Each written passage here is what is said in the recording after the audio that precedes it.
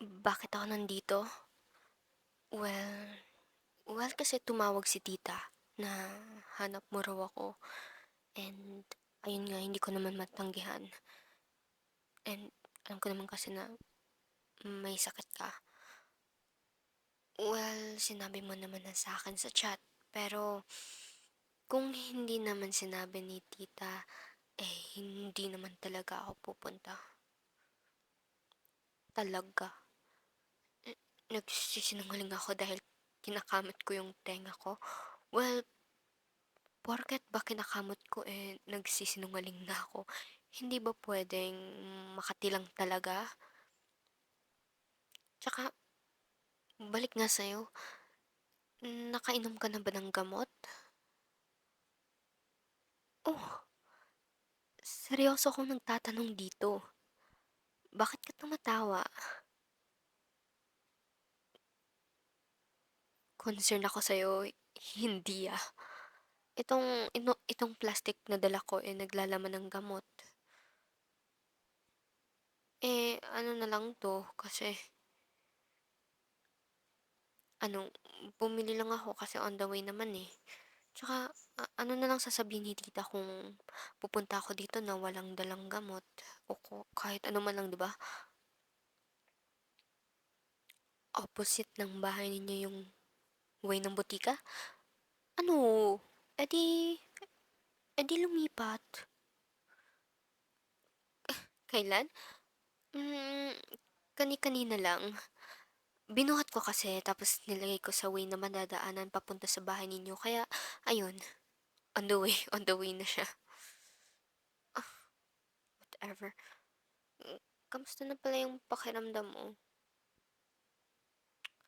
Well, hindi ko 'to tinatanong kasi ano, kasi concern ako sa'yo, huwag kang assuming, huwag kang masyadong assuming. Well, tinatanong ko lang kasi siyempre sayang naman 'tong mga dala ko kung, well, magaling ka na pala. And siyempre ipapa-reimburse ko rin sa'yo yung mga binili kong gamot 'no. Te teka, huwag ka munang tumayo. Baka baka nahihilo ka pa. Teka, bakit bakit mo ako niyayakap? Ang init mo pa, huy. Tingnan mo nga ang taas-taas ng lagnat mo. Uy, sige na babes. Balik ka na sa kama mo. Gusto mo akong katabi? Eh, nilalagnat ka nga eh. Fine. Fine, fine. Bumalik ka na sa kama mo. Ayan. Um, medyo umusog ka. Di ba gusto mo akong katabi? So, medyo umusog ka. Ano ba? Gusto mo ba na tabihan kita o hindi? Well, yun naman pala eh. You know what? Pagaling ka na kasi.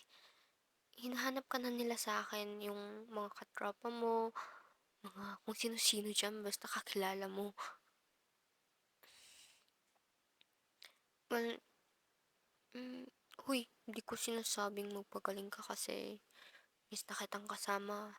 Ang akin lang naman, baka gusto rin ng mga, yun nga, tropa mo na maka-hangout ka sa kanila kasi ilang araw na din. Ayun, ayun lang naman yung gusto kong sabihin. Tsaka,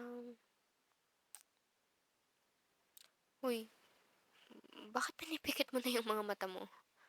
Nagsasalita pa nga ako dito eh. Nakikinig ka. Well, talaga lang ah. O sige na nga, magpahinga ka na lang muna dyan. Mm, well, dito na lang ako sa tabi mo hanggang sa, well, magising ka ulit. As if naman may pupuntahan ako ngayon kasi, syempre si tita rin nag-request nito na samahan ka buong araw. And, ayun nga, wala naman akong ginagawa. So, syempre, gagawin ko rin yung favor na yun ni tita. Si tita ha, hindi ako. Tsaka, fine, hindi naman ako napipilitan and gusto ko rin naman. Well, gusto ko rin naman na alagaan ka. So, Ayun, dito lang ako. Dito lang ako hanggang sa magising ka. Hmm? Hmm. I I love you too. I love you too, babes.